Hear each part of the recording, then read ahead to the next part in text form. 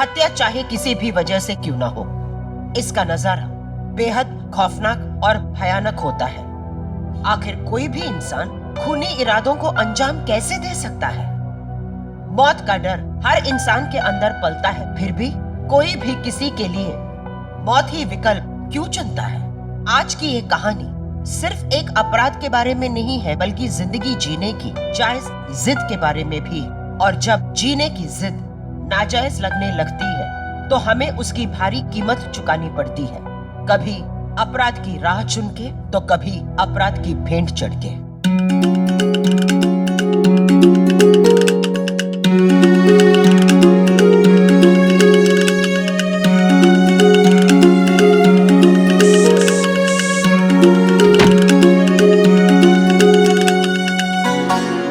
बहुत सुंदर लग रही हो, कहीं मेरी नजर ही ना लग जाए।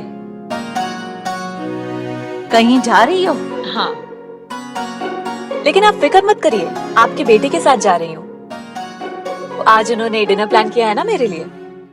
मेरी विश लिस्ट में से एक विश तो पूरी होगी। मेरा बेटा तुम्हारी सारी विशेष पूरी करेगा। प्यार जो करता है तुमसे इतना।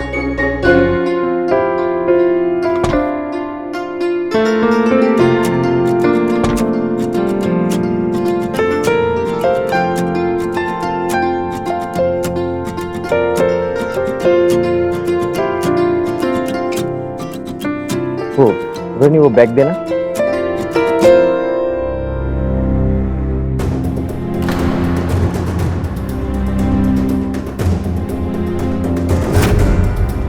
माँ ये लो, इसमें आज के कलेक्शन का कैश है। तुम्हें पता है हमारी कंपनी का ना डिपॉजिट स्कीम बहुत ही पॉपुलर हो रहा है। इसे अच्छे से रख देना, कल बैंक में जमा करवा दूंगा। रख तो लूंगी, पर बहू को बुरा लग गया तो? कैश है। माँ उसे हर बात का बुरा लगता है। खैर अभी डिनर के लिए लेके जा रहा हूँ।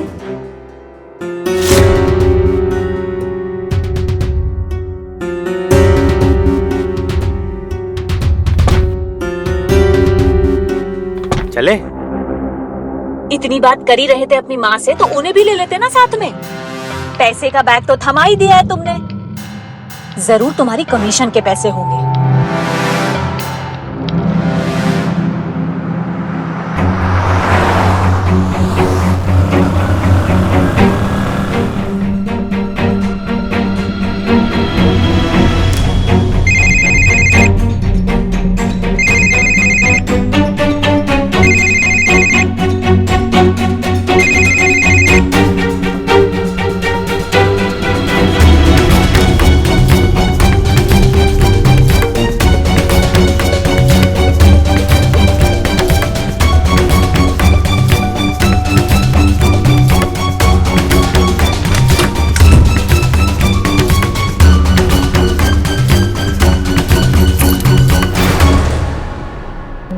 तुमने तो मुझे डरा ही दिया।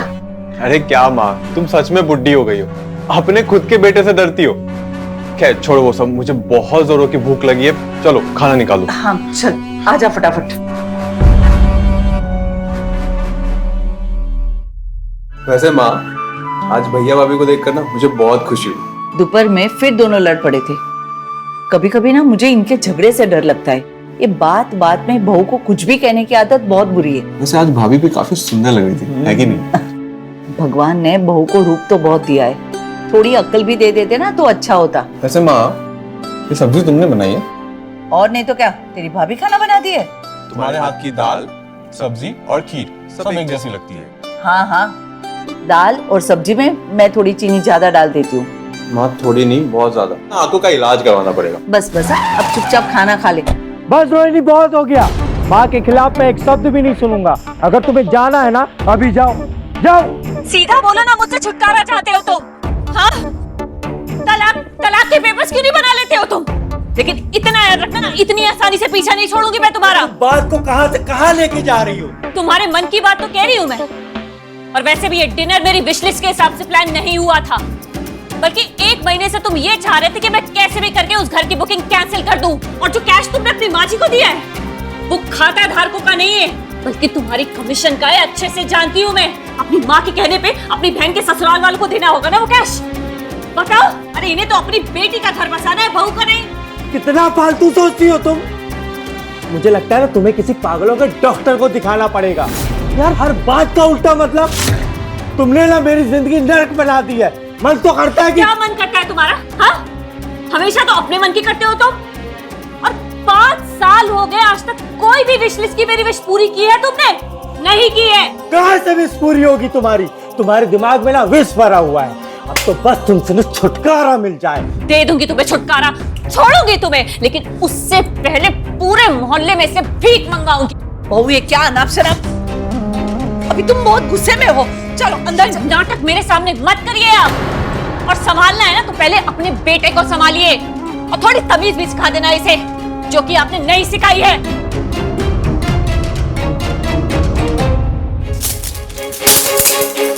रश्मि, भैया आप गुस्सा मत करो। कितनी बार बोला है कि बहू कुछ बोले तो सुन लिया करो। जानते हो ना उसका स्वभाव कैसा है, फिर भी। माँ, तुझे जो केस किया था ना रखने के लिए, उस बात को लेकर लड़ रही थी, और देखो ना बात को कहां से कहां लेके आ गई। ठीक है, थोड़ी देर में वो शांत हो जाएगी। जब बहू का गुस्सा शांत हो ना तो सबसे पहले सॉरी बोल देना, और पैसे का बैग मैं दे आती। कोई जरूरत नहीं है, वो पैसे खाता धारकों के हैं। कल मैं ले जाके बैंक में जमा करूंगा। उसे लगता है कि बैंक वालों ने मुझे वो पैसे कमीशन के दिए हुए हैं, और मैं उसे झूठ बोल रहा हूँ, छुपा रहा हूँ उससे मैं।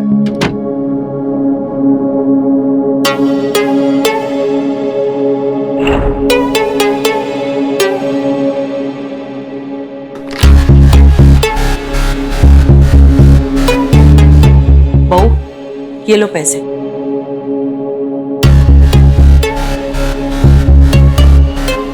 खाना गरम कर देती हूँ, खा लेना। मैं जानती हूँ तुम लोग आधे रास्ते से लौट कर आए हो।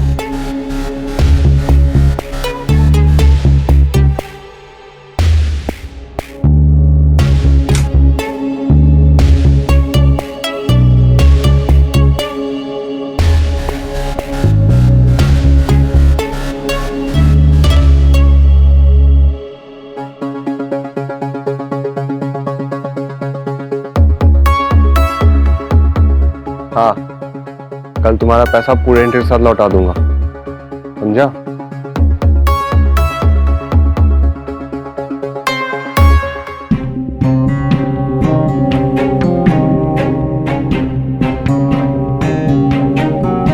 तुमने जो कैश अपनी माँ जी को दिया है ना, अच्छे से जानती हूँ खाता धारकों का नहीं, तुम्हारी कमीशन का है वो।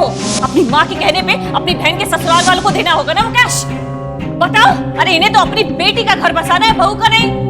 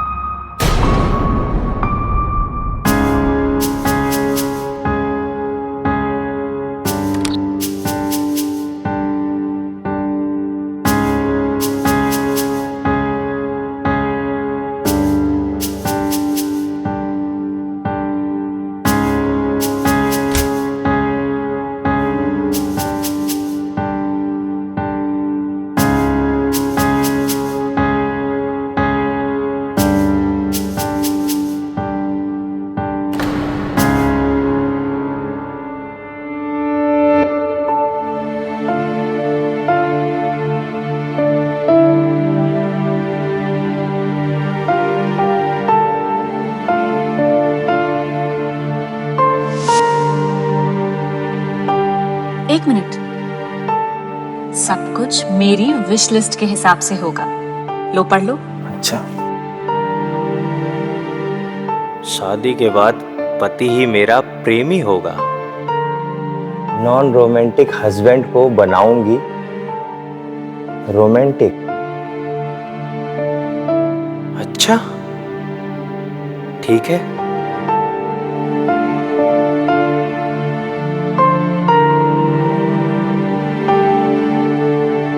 कहते हैं शादी दो अलग इंसानों के एक होने का नाम है। हाँ, आज से हम दोनों एक हैं। मैं तुमसे प्रॉमिस करता हूँ हर उम्र में ऐसे ही रोमांस करूंगा। क्या मुझे रोमांस करने की परमिशन है? हाँ, लेकिन ये सब बहुत ही नॉन रोमांटिक था।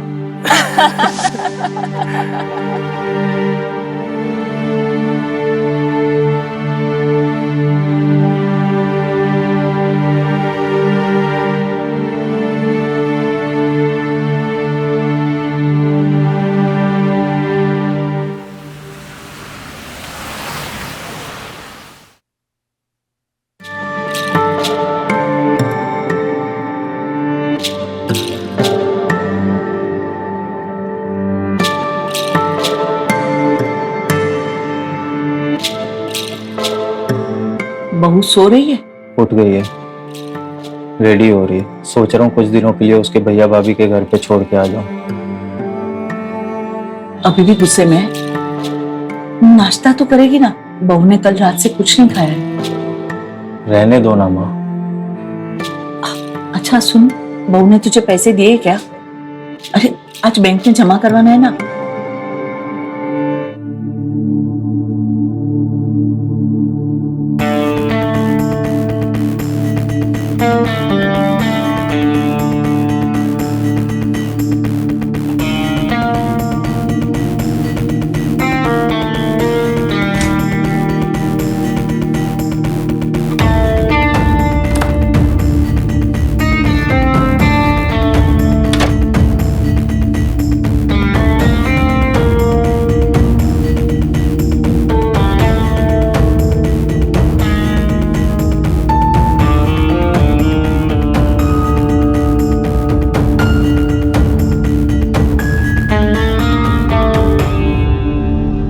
अच्छा सुनिए, आपका जो 5% बुकिंग अमाउंट है वो कितने का है?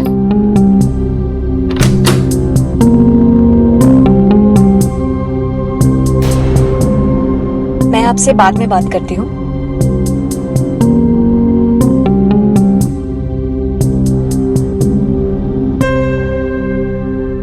ये लो लो, तुम्हारी बातों पे भरोसा करके कि ये पैसा खाता धारकों का है, कमीशन का नहीं, तुम्हें दे रही हूँ। वैसे 5 लाख रुपए मैंने इसमें से निकाल लिए हैं और बाकी 5 लाख भैया से लेके वो जो सिविल लाइंस में नए कॉम्प्लेक्स में फ्लैट्स बने हैं ना, उसमें से आज एक बुक करना है। बहुत अच्छी सुविधाएं हैं वहां पर। पता है वहां पे एक नहीं 2 गार्डन्स हैं, club house, swimming pool, indoor games, क्या कुछ नहीं है। पता है किड्स के लिए एक बड़ा सा ग्राउंड है वहां पर, और साथ ही साथ सेकेंड फेज में नर्सरी से लेके 5th स्टैंडर्ड तक का स्कूल भी है। देखो ना, हम लोग अगले साल तक अपने घर में शिफ्ट हो जाएंगे। उसके बाद हमें फैमिली प्लानिंग भी तो करनी है। क्या हुआ, कुछ बोल क्यों नहीं रहे हो? सही तो कह रही हूं मैं। अरे एक अच्छा पति ही एक अच्छा पिता बन पाता है। पैसे दो, बैंक में जमा करवाने। नहीं दूंगी। देखो हम फ्लैट बुक करेंगे, मैंने सब प्लान कर रखा है। तुमने प्लान कर रखा है? क्या प्लान किया है? हाँ, किसी प्लान को कैसे टालना है ये प्लान करते हो तुम। फ्लैट आज ही बुक होगा। पागल हो गई हो? पैसे कहाँ रखे? पैसे निकालो। नहीं बताऊंगी मैं। तुमने ना आज तक मुझे सिर्फ और सिर्फ बेवकूफ बनाया पिछले 5 साल से। किसी भी विश को पूरा किया तुमने मेरी? रिश्ता चाहे जो भी हो, हर मर्द एक जैसा ही होता है। मेरे पिता ने भी मेरी सारी विशेष को टाला है। तुम भी वही कर रहे हो। अब और बेवकूफ नहीं बनाने दूंगी मैं खुद को। बेवकूफ? बेवकूफ तुम हो? क्या कर रहे हो? पैसे कहाँ रखे हैं? नहीं बताऊंगी। तुम्हारा ना कुछ नहीं हो सकता। कहाँ रखे हैं पैसे? नहीं बताऊंगी। तुम्हें जो करना है करो। अपनी विश लिस्ट के चक्कर में ना तुमने सबकी जिंदगी नर्क कर रखी है।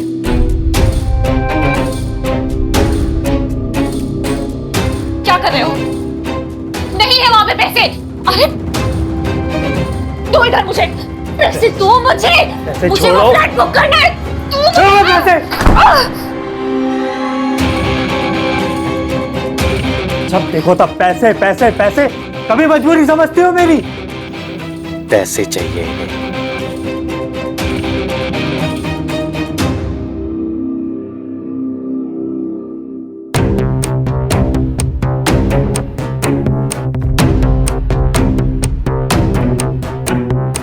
रमेश,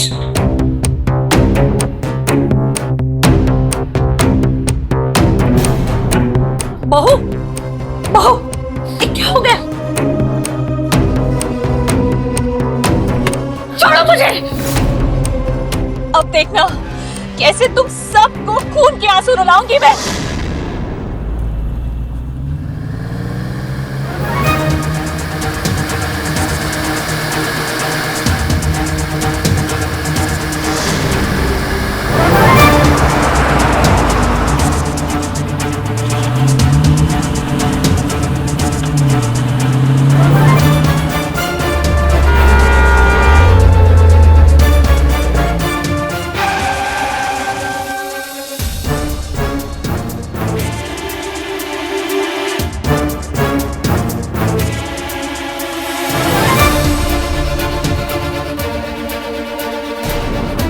छोड़ छोड़, ये क्या कर रहा है? छोड़, हेल्प हेल्प, बचाओ, हेल्प हेल्प, बचाओ, छोड़, अरे कोई मदद करो, छोड़, हेल्प, बचाओ, बचाओ, हेल्प, छोड़ छोड़, छोड़, हेल्प हेल्प, हेल्प।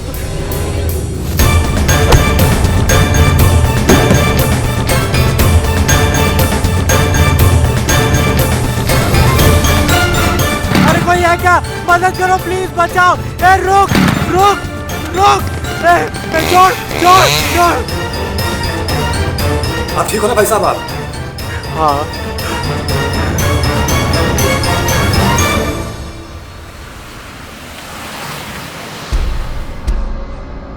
रमेश, ये क्या हो गया? ये चोट कैसी लगी? अरे कुछ नहीं माँ, बताता हूँ। आजो बैठो। कैसे चोट लगी? क्या हो गया तुझे? अरे कुछ नहीं माँ, बैंक गया था ना पैसे जमा करने, वहाँ 2 गुंडे मिल गए थे। छीना झपटी में थोड़ा चोट लग गई, पर चिंता की कोई बात नहीं है, पैसे सेफ है, मैंने बैंक पे जमा करवा दिए। कहीं बहू ने तो, तुम्हारे चाहते ही बहू ने गुस्से में किसी को फोन किया था? माँ वो बदतमीज है, जिद्दी है, पर इतनी बुरी नहीं है कि मेरे पीछे गुंडे लगा दे। वैसे है कहाँ, दिख नहीं रही। इतना कुछ सुनाने के बाद क्या वो घर में रुकती? मुझे भला बुरा सुना के खुद अपने भाई के घर चली गई। कोई बात नहीं, मैं अभी जाके ले आता हूँ। वैसे भी आज दिन में मैंने उसे धक्का दे दिया था, चोट लगी होगी उसे, और देखिए ऊपर वाले ने मुझे मेरे किए की सजा दे दी। ऐसा नहीं सोचते बेटा, अब गई है तो 2-4 दिन रुकने दे, जब मन हल्का हो जाए तो जाके लेके आना। ये भी ठीक है।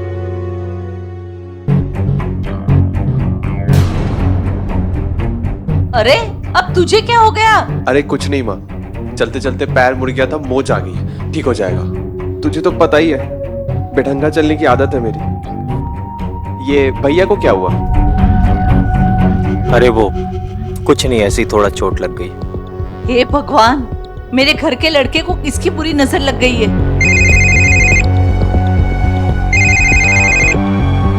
माँ 1 मिनट। हाँ हेलो, मीठानगर पुलिस स्टेशन से इंस्पेक्टर नित्या पाठक बोल रही हूँ। आप पुलिस स्टेशन आ जाइए प्लीज। Police station? क्यों? आपकी वाइफ ने आपके खिलाफ कंप्लेन किया है।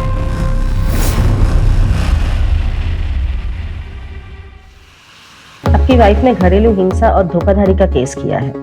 एफआईआर लिखने से पहले मैं ये चाहती हूँ कि आप एक बार आपस में बात कर लें। देखिए, ये बात आगे अदालत तक तो पहुंचेगी, लेकिन मेरी सलाह ये है कि आप लोग आपस में ही ये बात सुलझा लें। जी रोहिणी, आप लोग बात करो, मैं आती हूँ।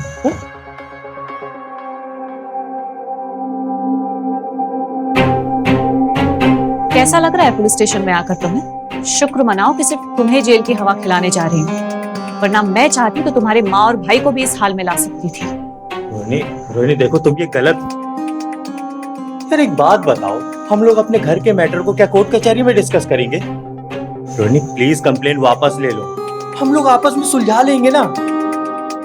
आज सुबह जो हुआ उसके लिए मैं तुमसे हाथ जोड़ के माफी मांगता हूँ। 5 साल हो गए हमारी शादी को रमेश, तुम हमेशा ऐसे ही करते हो मेरे साथ। और मैं हमेशा माफ करती आई हूँ तुम्हें। कभी मेरी जरूरतों के लिए समझौता किया है तुमने? नहीं किया है। हमेशा माँ, भाई, काम और वो अपनी शादीशुदा बहन के लिए किया है जो किया है। मुझसे ज्यादा तुम्हें अपनी बहन की जरूरतों की फिक्र है। अरे मेरा भाई भी तो है, पता है वो मुझसे ज्यादा अपनी पत्नी की फिक्र करता है और मुझे खुशी होती है। यार रोहिणी, तुम्हें अच्छे से पता है मेरे अकेले की गलती नहीं है, तुम्हारी भी तो गलती है। तुम भी तो छोटी छोटी बातों को दिल का ताड़ बना देती हो। अभी तुम्हें अच्छा लग रहा है मुझे यहाँ ऐसे देख के? हाँ अच्छा लग रहा है। अरे रुको रुको बहू, ये क्या कह रही हो? बेटा अपनी बहन को समझाओ ना। मेरी बहन ने कुछ गलत नहीं किया और जीजा जी ऐसे कैसे कर सकते हैं? ऊपर से हाथ उठाते हैं वो। देखो बेटा, ऐसा कुछ नहीं है, तुम्हें जरूर कोई गलतफहमी हुई है। मैं तुम्हारे आगे हाथ जोड़ती हूँ, केस वापस ले लो, वापस ले लो केस। और मैंने कुछ पैसे जमा करके रखे घर की बुकिंग के लिए, वो मैं पैसे दे दूंगी। ऐसे घर थोड़ी ना बसता है, केस वापस ले लो। रोहिणी, ये वो लोग हैं जिनके साथ तुम 5 साल से रह रही हो। एक मौका दे के देख लो। वैसे मैं भी एक औरत हूँ, बहुत सारी खुशियां महसूस करने के लिए होती है, हासिल करने के लिए नहीं। और घर तो तब बनता है जब औरत खुद को टूटने नहीं देती, है ना?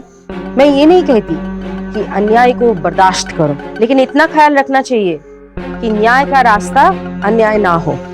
डोमेस्टिक वायलेंस एक संगीन जुर्म है जो इल्जाम तुम अपने पति पर लगा रही हो। आगे तुम्हारी मर्जी। उस दिन रोहिणी ने केस वापस ले लिया। रमेश ने भी वादा किया कि वो कभी गुस्सा नहीं करेगा। माँ ने अपनी सारी जमा पूंजी देकर घर की बुकिंग कर दी। पारिवारिक माहौल अचानक से ठीक हो गया था। रोहिणी ने भी अपनी शिकायतें, अपनी लड़ाइयां कम कर दी और पहले से ज्यादा खुश नजर आने लगी। रमेश और रोहिणी के बीच पति पत्नी वाला प्यार और अंडरस्टैंडिंग लौट आया। लेकिन अचानक एक दिन एक सच पर से ऐसा पर्दा उठा कि पूरे परिवार में हड़कंप मच गया।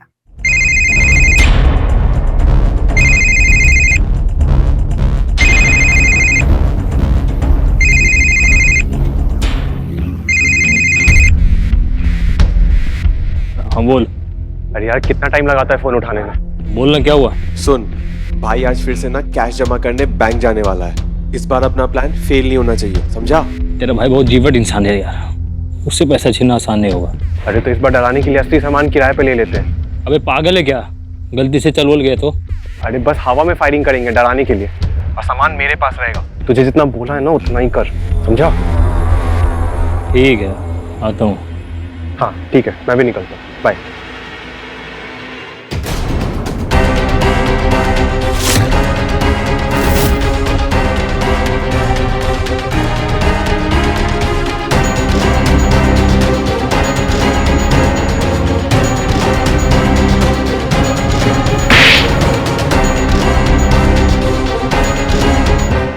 विश्वास नहीं हो रहा है कि तू मेरी कोख से पैदा हुआ है।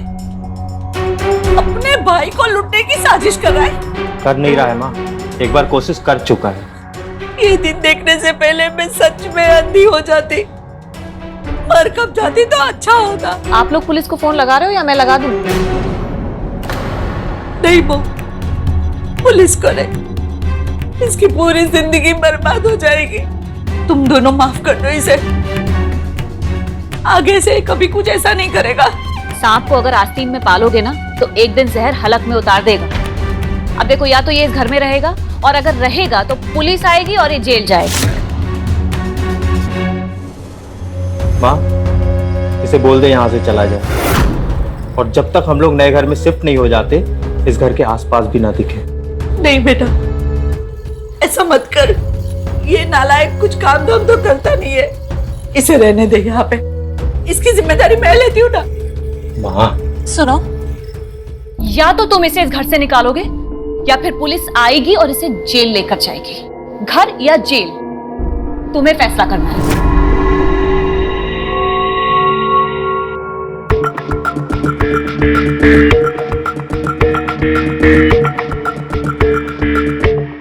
तुम्हारा भाई है।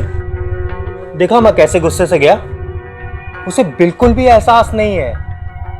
माँ, उसे महसूस होना चाहिए, ये गलती माफ करने लायक नहीं है।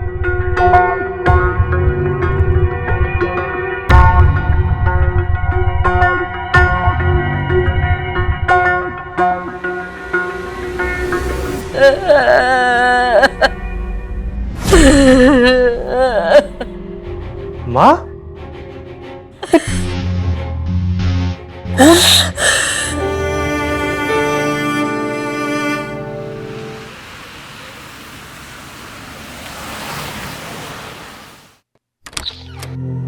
देखिए, मैंने आपकी मम्मी की आंखों का चेकअप कर लिया। उनकी दोनों ही आंखों में मोतियाबिंद है जो पक चुका है। अगर हफ्ते भर के अंदर ऑपरेशन नहीं हुआ तो रेटिना डिटैच हो सकता है, फिर आंखों की रोशनी भी जा सकती है। वैसे डॉक्टर साहब, ऑपरेशन का खर्चा कितना आएगा? यही 1.5 लाख रुपए तक आएगा अगर बेटर क्वालिटी के लेंस लगवाएंगे। क्या कहा डॉक्टर ने? कोई चिंता की बात तो नहीं है ना? कुछ तो बोलो, मुझे तो बता ही सकते हो। तुम जब ऐसे चुप रहते हो ना तो मुझे तो बहुत अजीब लगता है। ऑपरेशन करना पड़ेगा, 1.5 लाख का खर्चा है। 1.5 लाख? इतना सारा पैसा देंगे हम? 1.5 लाख?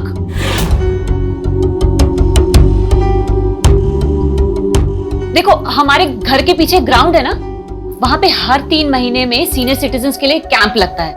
माँ जी का मोतियाबिंद का ऑपरेशन वहां फ्री में हो जाएगा, वहीं से कराएंगे ऑपरेशन। डॉक्टर ने कहा है ऑपरेशन 1 हफ्ते के अंदर करना पड़ेगा, वरना। अरे डॉक्टर की क्यों सुनते हो तुम? डरा के कमाते हैं वो, इलाज करके नहीं। मेरे फूफा जी को भी पता नहीं क्या क्या भूलो मत, माँ ने अपनी सारी जमा पूंजी हमें हमारे घर के लिए दे दी थी। हमारा फर्ज बनता है। हमारी समझदारी भी तो कुछ बनती है कि नहीं? जो काम बिना पैसे के हो सकता है उसके लिए इतने सारे पैसे लुटाने हैं तुमको।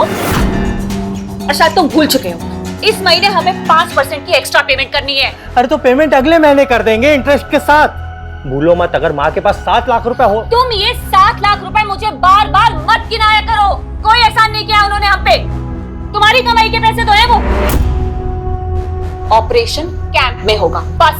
नहीं, माँ का ऑपरेशन कैंप में नहीं होगा और मैं देर नहीं कर सकता। क्यों, माँ मर जाएगी क्या?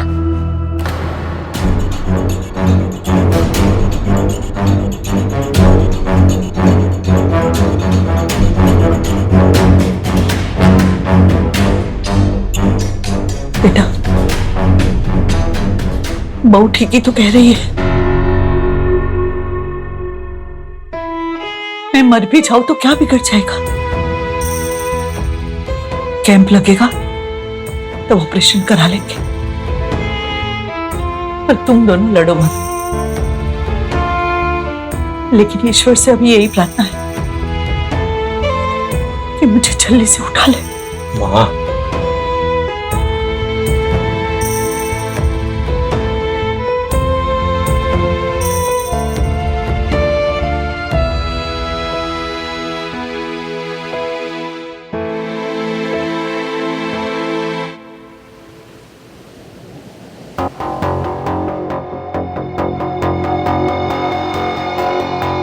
सारा किया करा बेकार हो गया भाई। सामान का भी इंतजाम हो गया और साला काम भी नहीं हुआ।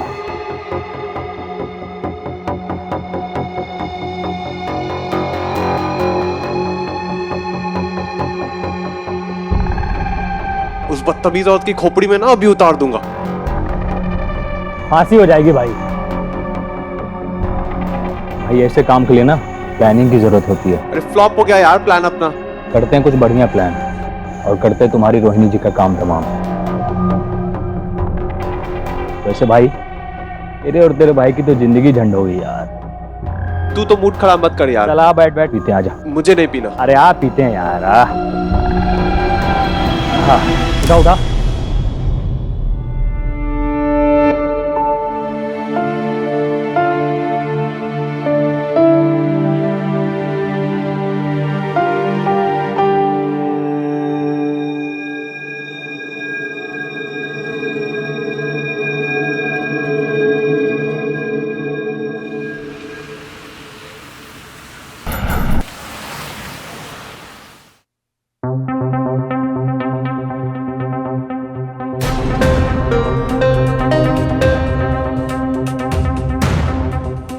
अच्छा सुनो, नाश्ता तैयार है।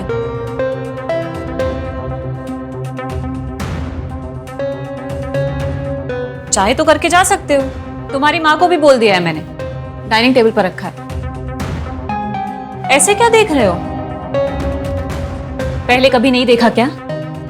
देख रहा हूं। ये वही लड़की है जो अपनी विश लिस्ट में छोटी छोटी ख्वाहिशों को लिख के जिंदगी सजाती है, पर असली जिंदगी की खुशी उसे मालूम ही नहीं।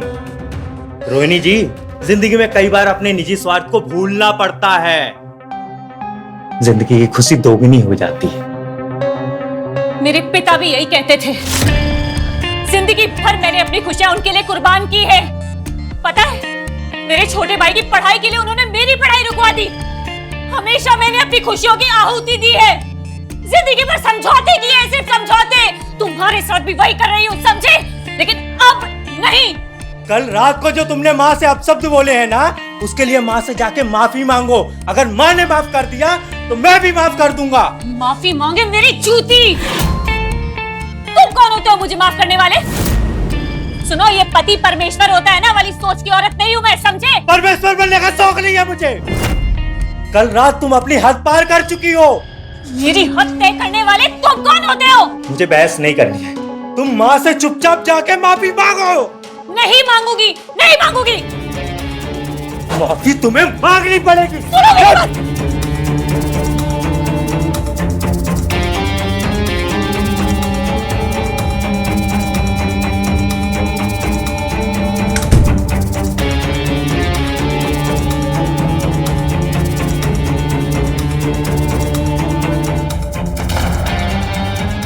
माफी मांगो, नहीं तो मेरे से कुछ अनर्थ हो जाएगा। नहीं मांगूंगी माफी, नहीं मांगूंगी माफी, नहीं मांगूंगी। चल हट। रोहिणी,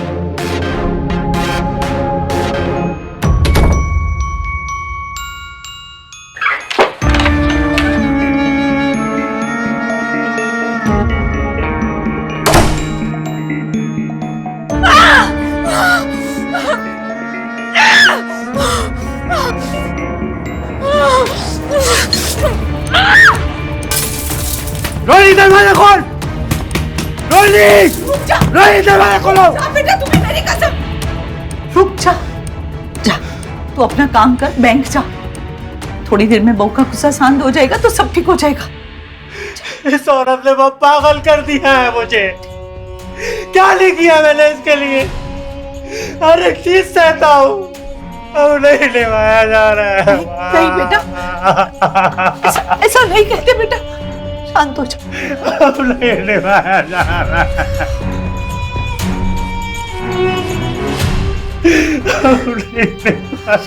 शांत हो जाओ, ऐसा नहीं कहते, सब ठीक हो जाएगा, सब ठीक हो जाएगा, सब ठीक हो जाएगा।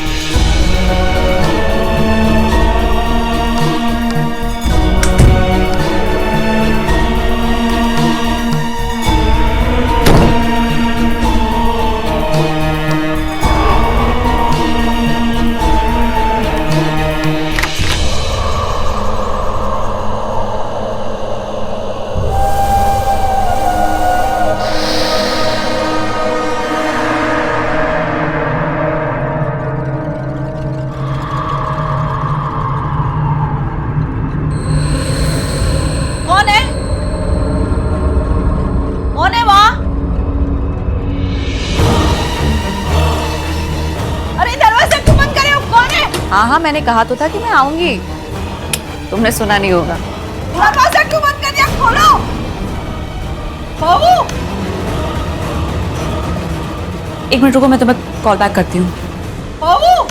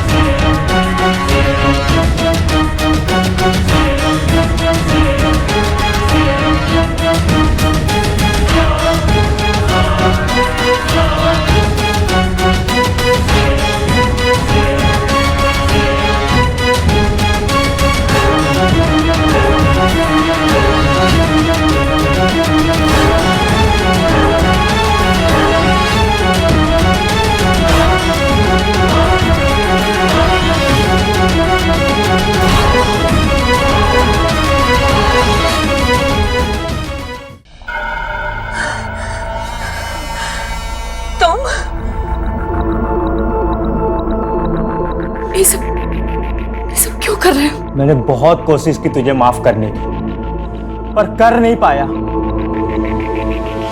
आज तुझे सजा देके मैं खुद को भी माफ नहीं कर पाऊंगा।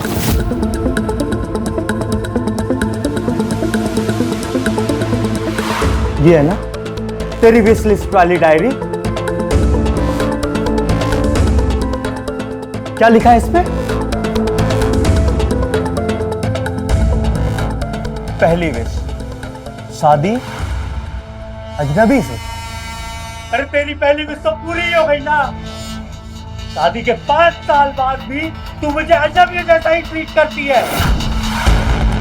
दूसरी विश, रोमांस पति के साथ कश्मीर की वादियों में। हा? अरे पहली रात से कोशिश कर रहा हूं, पर तुझे मैं हमेशा रोमांटिक ही लगा। प्लान किया था कश्मीर जाने का, पर तुझे पता है उसी साल पिताजी की मौत हो गई। फिर तब से चल रहा है, आज तक चलता ही आ रहा है। तीसरी विश क्या है? शादी के दूसरे साल एक बंगला बने न्यारा। हा? अरे कोशिश तो कर रहा हूं, अब नहीं कर पाया तो क्या करूं? मेरे सर में मेरी बहन की भी जिम्मेदारी थी। तेरा पति होने के साथ साथ मैं किसी का भाई भी हूं। क्या ये जिम्मेदारियां मायने नहीं रखती हमारे जीवन में? हा?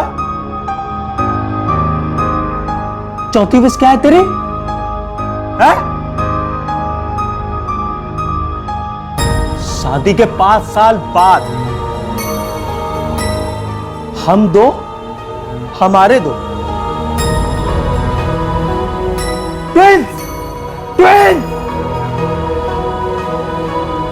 तूने मुझे कभी मौका ही नहीं दिया।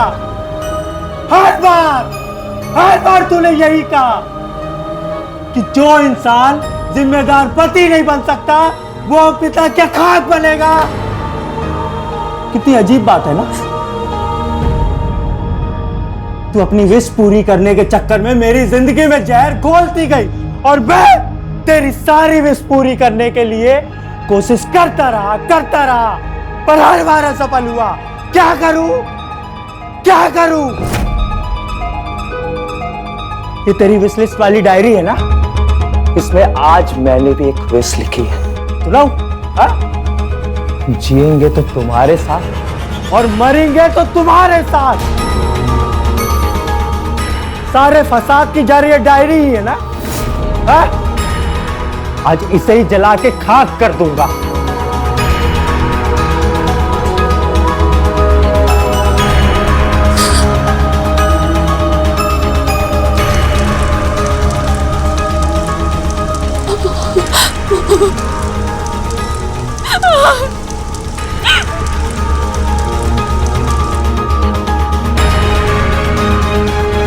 क्या हुआ?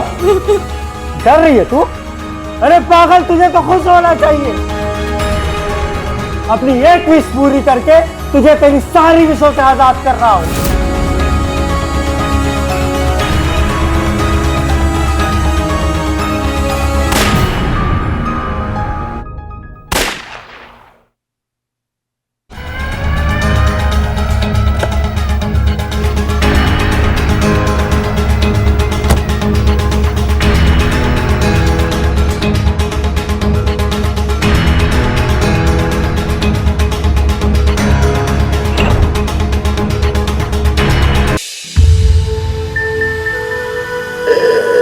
माँ, भैया बहुत अच्छे आदमी थे माँ।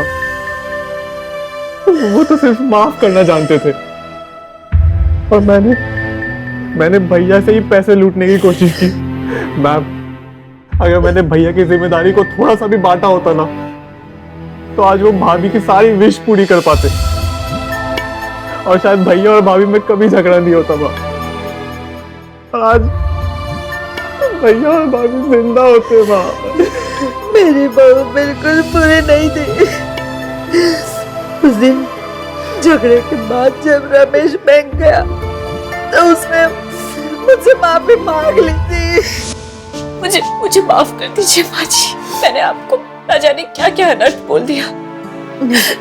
मुझे माफ कर दीजिए, मैं बहुत बुरी हूँ। मैं बहुत नहीं, नहीं, तू बिल्कुल बुरी नहीं है। मैं माँ हूं ना, और पता है भगवान जब रूप चाहता दे देना तो अक्ल देने में कंजूसी कर ही लेता है ना?